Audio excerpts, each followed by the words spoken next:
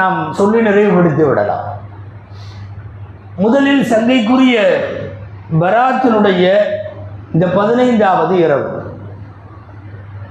பொதுவாக வாட்ஸ்அப்புகளும் ஃபேஸ்புக்குகளும் பரவலானதற்கு பிறகு நிறைய நன்மைகள் நிறைய தீமைகள், அதில் பெரிய முசீபத்துகளும் நடந்தது.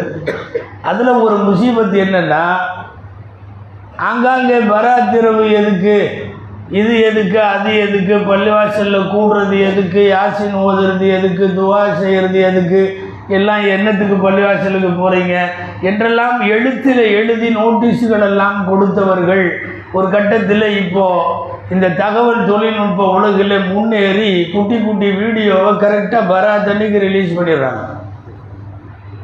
இது தேவையில்லை, அது தேவையில்லை என்றெல்லாம் சொல்லி உலகத்தில் கோடிக்கணக்கான மக்கள் பராத்தினுடைய இரவில் அமல் செய்கிறார்கள். பராத் இரவு என்பது தமிழ்நாடு மட்டுமல்ல, அகில இந்தியா மட்டுமல்ல, உலக அளவில் பல்வேறு இடங்களில் இந்த இரவிற்கென்றுள்ள சிறப்பை புரிந்தவர்கள் அமல் செய்கிறார்கள்.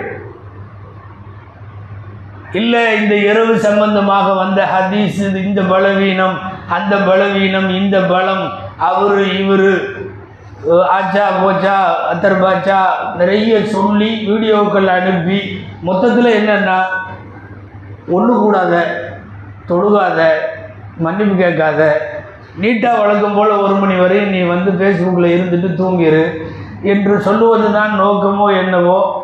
எதற்கு இதை தடுக்கிறார்கள் என்று தெரியவில்லை.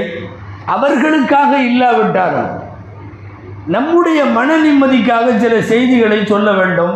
நாம் எந்த இரவிலே அமர்ந்திருக்கிறோம்? முதல் செய்தி, சஹீஹான 6 கிரந்தங்கள் என்று சொல்லப்படுகிற சித்தாவில் உலக பிரபலமான கிதாபு திருமதி ஷரீஃப். திருமதி ஷரீஃபில் தனியாக ஒரு பாடம், ஷஅபான் மாதத்தினுடைய 15வது இரவு. பாடத்துக்கு தலைப்பே அதுதான்.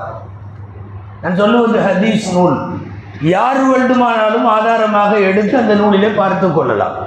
பாட நம்பர் 49. தலைப்பை என்ன போட்டிருக்கிறார்கள் தெரியுமா? எதையாவது பேசிக்கொண்டு வருகிற போது பராத்த இடைசர்களாகலாம் இல்லை, பராத் இரவு தனி தலைப்பு ஹதீஸ் நூலில்.